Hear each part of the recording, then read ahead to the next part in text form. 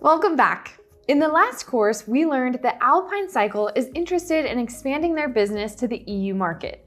But first, they need to resolve some efficiency issues they've been having with their operations in the US. Starting with the mountain bike order fulfillment process, we established a shared context, which created standardization and clarity so that anyone looking at the diagram can understand what it's communicating.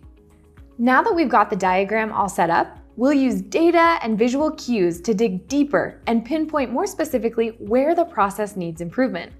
Then, Alpine Cycle can use those insights to make data-backed decisions and prioritize next steps. First, we'll import our spreadsheet into Lucidchart. Then, we'll overlay our data onto the shapes in our Alpine Cycle diagram to add important information related to the time it takes to complete each step of the process.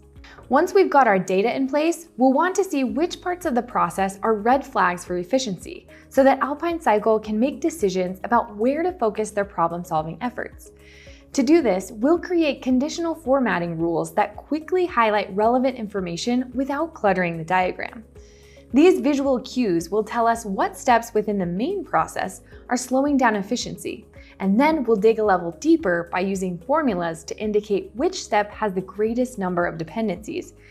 In other words, which step in the process has the greatest effect on other steps. This will help Alpine Cycle and their stakeholders know where to focus their efforts and prioritize next steps for the greatest impact. When a diagram is equipped with data and visual alerts, we're able to tell within seconds if something needs attention. This ability to quickly gather and share insights saves precious time and money. So let's get to it.